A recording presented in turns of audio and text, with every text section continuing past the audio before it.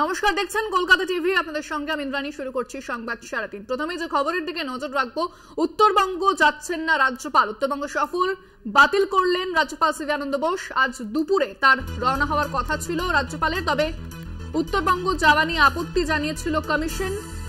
সংবিধান অনুযায়ী রাজ্যপালের চলাচলে কেউ বাধা দিতে পারে না। অস্বস্তিকর রাজনৈতিক বিতর্কে জড়াতে চাই না, তাই উত্তরবঙ্গ সফর বাতিল করছি, এমনটাই জানিয়েছেন রাজ্যপাল সিভি আনন্দ বোস। বিস্তারিত কথা বলবো, ফোনে রয়েছেন প্রতিনিধি দেবাশিস সেনগুপ্ত। দেবাশিস, উত্তরবঙ্গ সফর বাতিল করলেন রাজ্যপাল। দেখো, আগামীকালই রাজ্যপালের নির্বাচন, অর্থাৎ উত্তরবঙ্গে 3টি আসনে নির্বাচন, লোকসভা নির্বাচন। সেই নির্বাচনে সেখানে তিনি যাবেন এমনটাই কিন্তু ঠিক ছিল, কিন্তু এই নিয়ে রাজ্যপালের উত্তরবঙ্গে সফর নিয়ে রীতিমতো কিন্তু বিরোধী রাজনৈতিক দল চোট ছড়িয়েছিল এবং সেই জায়গায় দাঁড়িয়ে শেষমেশ রাজ্যপাল কিন্তু অস্বস্তিকর রাজনৈতিক পরিস্থিতির কথা বলে তিনি কিন্তু উত্তরবঙ্গের সফর তার বাতিল করেছেন।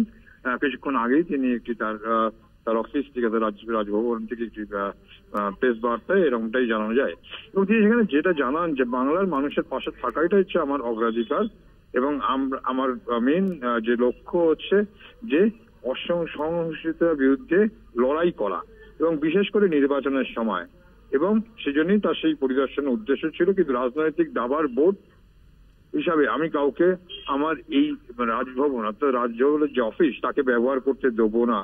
সংবিধান অনুযায়ী তিনি এটাও জানান যে সংবিধান অনুযায়ী রাজ্যপালের চলাচলে কেউ বাধা দিতে পারে না।